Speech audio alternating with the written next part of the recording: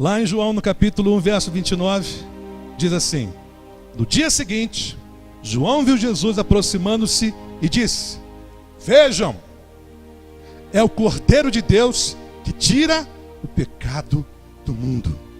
Quem tira o nosso pecado é o Cordeiro de Deus. Quem tira os teus pecados é o Cordeiro de Deus, é o Filho de Deus. Talvez você me pergunte, por quê? Porque ele foi imolado. Ele foi imolado, ele foi sacrificado. Aonde? No altar de Deus. Foi sacrificado pelo próprio Deus. Para quê? Para tirar o meu, o teu pecado. Ele é o Cordeiro de Deus. Romanos capítulo 3, verso 25, vai confirmar a expiação dos nossos pecados feita por Cristo Jesus. Ele diz: Deus o ofereceu. Este o se refere a Cristo como sacrifício. Para quê? Para a propiciação dos nossos pecados, mediante a fé, pelo seu sangue, demonstrando a sua justiça. Olha que coisa tremenda. Em sua tolerância, haver deixado impunes os nossos pecados anteriormente cometidos. Meus irmãos, quando você prova da graça de Deus, é um negócio assim que marca a sua vida. Porque você, depois que se enxerga como um pecador, e você começa a enxergar Deus manifestando a sua graça. Você não viu um serafim trazendo uma brasa viva do altar, mas você conhece, sabe pela Escritura, que Deus sacrificou o seu Filho como propiciação pelos seus pecados. Foi Deus que providenciou o perdão dos meus e dos teus pecados. Amém, meus irmãos?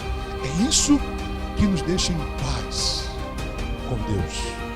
É isso que nos deixa tranquilos. Os nossos pecados foram perdoados pelo sacrifício que Jesus realizou na cruz. Então o perdão divino, ele é concedido pela graça de Deus e não pelos méritos humanos.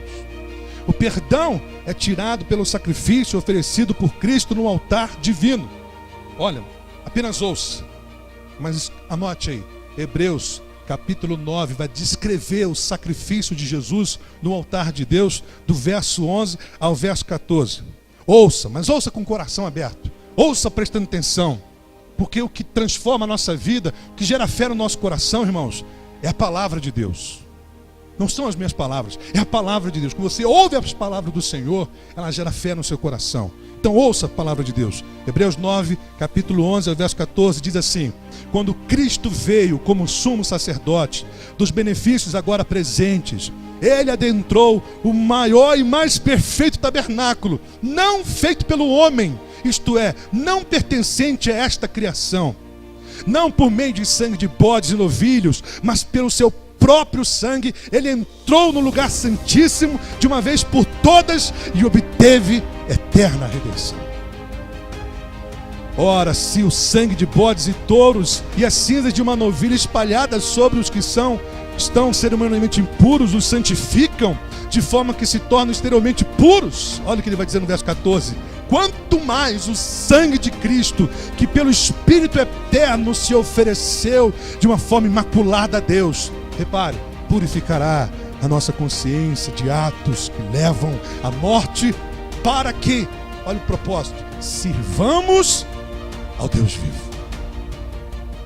Resumindo, o autor de Hebreus está dizendo o seguinte: o Senhor Jesus, como sumo sacerdote, ele se ofereceu. A oferta era ele. E a oferta ela foi feita no altar, num templo, no santíssimo lugar. Não de um templo feito por homens, mas pelo próprio Deus. Ali ele se oferece. E sabe por que ele se ofereceu? Para purificar a nossa consciência. Percebe? Purificação, perdão de pecado. Mas havia um propósito por trás disso aí.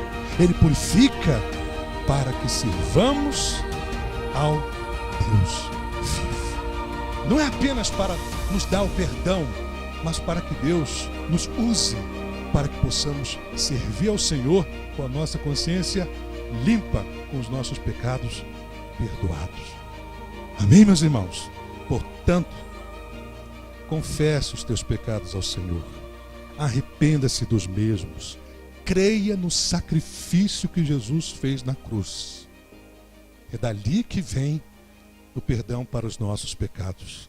Creia que Jesus é o único que tem o poder de salvar a sua alma, que tem o poder para perdoar todos os teus pecados.